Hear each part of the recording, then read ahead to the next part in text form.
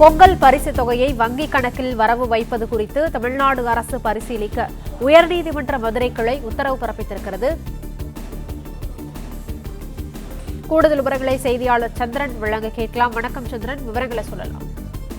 வணக்கம். தமிழக அரசின் பொங்கல் தொகுப்பில் வெள்ளம் சேர்க்கவும் மேலும் பரிசு தொகையை 1000 ரூபாய் குடும்ப அட்டை வங்கிக் கணக்கில் செலுத்த உத்தரவுக்குரிய வழக்கில் பொங்கல் பரிசு தொகையை வங்கிக் கணக்கில் வர வைப்பது குறித்து தமிழ்நாடு அரசு பரிசீலிக்க மதுரை கிளை உத்தரவிட்டுள்ளது.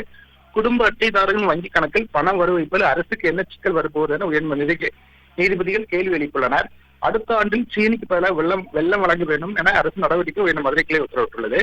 சுவாமிமலையை சேர்ந்த சுந்தரமலை உயர்ந்த மதுரை கிளை பொதுநல மனு தாக்கல் செய்தார். அதில் தமிழகத்தில் பொங்கல் திருவிழா அறுவடை திருவிழாவாக கொண்டாடப்படுகிறது. கடந்த 2017 ஆண்டு முதல் பொங்கலை முன்னிட்டு அனைத்து ரேஷன் கார்டுதாரர்களுக்கு பொங்கல் பரிசு தொகுப்பு தொடர்ச்சியாக வழங்கப்பட்டு வருகிறது. 20 வகையான விவசாய பொருட்கள் அடங்கிய பரிசு தொகுப்பும் வேஷ்டி சேலையும் கடந்த சில ஆண்டுகள் வழங்கப்பட்டது.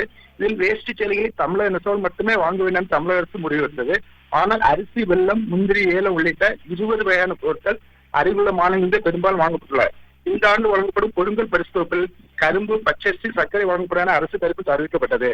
இந்த அறிவிப்பின் அடுத்து பொங்கல் பரிசு தொகுப்பு வெள்ளம் வழங்கப்படும் என விவசாய எதிர்பார்த்த நிலையில் சீனி மட்டும் வழங்கப்படுகிறது. எனவே இதை தவிர்த்து என கூறியிருந்தார். இந்த வழக்கு இன்று நீதிபதிகள் விசாரணைக்கு வந்தது.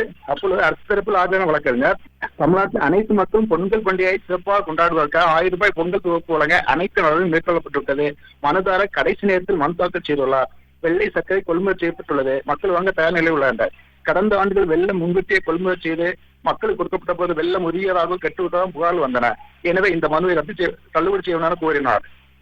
தமிழ்நாடு அரசு பல்வேறு திட்டங்களை, குறிப்பாக மழை உரிமை தொகையை வங்கிக் கணக்கில் செலுத்துவதை போல் பொங்கல் பரிசு தொகையை வங்கிக் கணக்கில் செலுத்தலாமே, மேலும் கரும்பு கொள்முதல் செய்யப்படும் விவசாயிகளுக்கு வங்கிக் கணக்கு பணம் செலுத்தலாமே கேள்வி நீதிபதிகள் அரசு பரிசீலித்து தகுந்த முடிவெடுக்க உத்தரவிட்டு வழக்கை முடித்து வைத்தனர்.